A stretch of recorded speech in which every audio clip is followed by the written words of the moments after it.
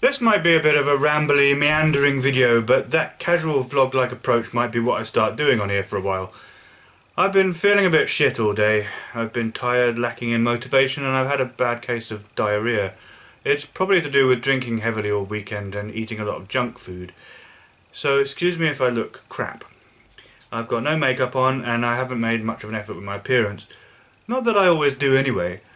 I also haven't eaten since lunchtime, even though it is now 7:20 in the evening. But yes, firstly, I was at Sparkle all weekend. Sparkle is an annual event of celebration and community for transgender people, and it's apparently the largest transgender event in the world, which is pretty awesome. I'm glad I live in Manchester sometimes. And it was great. I attended lots of interesting talks and workshops, including ones about non-binary identities. I don't often get to meet other non-binary people, so that was good. I made a new friend, enjoyed some comedy and live music on the Saturday night. I bought a handbag and this wonderful bracelet. My purple nail varnish that I applied on Friday afternoon is miraculously not peeled at all and still looks immaculate. So I enjoyed myself at Sparkle. I looked at some skirts that I couldn't afford at the time, but that seemed like something I could happily wear. And I've seen photographs of myself at the event that have confirmed to me that I really do need to make more of an effort to look female. That needs to happen. I think I look ugly when I look male, and I really need to make that change for my own peace of mind. Anyway, that leads me on to the next thing I wanted to talk about. I think an apology is in order. I've noticed the dislikes I got over my last two videos about gender, and unless it was some TERFs descending on my videos and automatically disliking them, I think I have some idea why those videos have attracted dislikes. Why my video on eclectic music tastes has received so many dislikes is, however, a total mystery to me. Anyway, on to the apology. I'm sorry if I hurt anyone, and I'm sorry for invalidating people's experiences by claiming that gender identity itself is a myth. I was responding in part to the people who invalidate my own experience and claim that non-binary identity is not real. I know that's no excuse. My ideas about gender change all the time and not always in a straight line. I was regressing to a concept I had about gender years and years ago, a concept that changed because of my awareness and compassion for trans women, and I regressed to that place out of anger towards certain transgender and radfem YouTubers who are denying non-binary identities.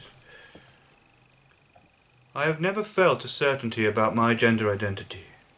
This has caused me a lot of confusion in the past, and I've had a hard time understanding how other people can really feel that certainty about being a man or a woman. Because I've never had that. It was my awareness that people have that certainty, but I don't, and that this innate knowing of your own gender is what is meant by the term gender identity that caused me to identify as genderqueer or non-binary in the first place. I've done some more thinking about this subject recently and come to some interesting conclusions. What unites men is that whether they have a stereotypical or a very non-typical idea about what being a man is, that notion of being a man is something that matters to them and is meaningful to them. The same could be said for being a woman to women.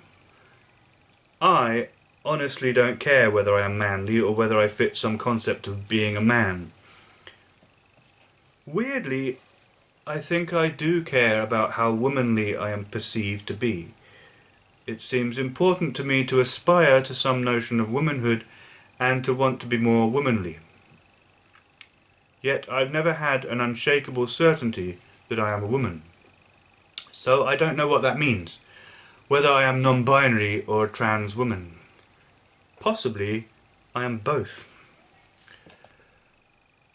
Whatever my current thinking or ideas about gender, the more I immerse myself in the transgender community, the more I buy feminine clothing and accessories, the more I hear people refer to me with female words and pronouns out of the kindness of their hearts. I never request this of them. The more certain I am that I really do genuinely need to go in that direction. I want to be a woman. I feel I should have been female. I wish the world would see me as female. It might involve hormones, It probably won't involve surgery, but it definitely will involve everything else. I need to do this. It feels right. So I guess it's time I admitted it. I'm trans. Maybe non-binary is a stepping stone for me. Or maybe I'll always be non-binary even though I transition to female. Maybe this stuff is too emotional for me, too overwhelming for me to give a shit, really. I need to do what I need to do, not fret over what to call it. But in any case, to my transgender sisters and transgender brothers, I apologise if I hurt anyone with what I said about gender identity being a myth. I also want to talk about YouTube, the YouTube community and my channel. Recently JJ Talks announced that she's going to stop doing YouTube videos, on that channel at least. And she spoke about the polarising opinions of people on YouTube, the lack of nuance, and how she feels she is not making a difference. I share many of her concerns. I know how it feels when you put so much work into making content that helps raise visibility and awareness for marginalised groups, or to promote healthy discussion on social issues, hopefully to encourage some kind of mutual learning and a coming together and building bridges. It can be disheartening when all that happens is you get sucked into drama and mudslinging. The positions do become polarised, with each side throwing insults and hatred at the other side, and very few people seem to want to consider a more balanced, nuanced perspective, or to listen to or learn from conflicting opinions at all. So what's the point? I know there is a point, though. When I look at some of the transgender YouTubers out there, such as Steph Sanjati or Ashley Wilde, I know there's a point. I know that people who are confused or troubled by their gender can find such people and feel a sense of hope and find a positive role model to look up to. Even what I do, muddled and confused though it is, could potentially help someone who is also struggling with these issues and asking a lot of questions. But I too would like to sidestep the drama and toxicity of YouTube, to rise above it, like some of my YouTube heroes do. I don't know what I'm going to do on this channel from now on. I think it's probably time for a new approach. Maybe something a bit more informal and casual, like a vlog. I think it's important that I continue to contribute to raising awareness and visibility for the various communities and identities I belong to. To be out and proud about being transgender, pansexual, sexually submissive, etc. Even things like being pagan, agnostic, a geek, a metal fan, an EDM fan, an eclectic music fan. I need to do whatever content I feel like doing at the time. I've been too anal about it. I'm not going to restrict myself to doing endless, boring series about particular topics. If I feel like doing something about music or religion, I'll do it. If I feel like geeking out about Game of Thrones, Warhammer, Dungeons and Dragons, Star Wars, or Lord of the Rings, or South Park, I'll do it. If I want to talk about gender or sexuality, I'll do it. I'm not going to restrict myself to a schedule or overthink this channel anymore. I am what I am. Take it or leave it.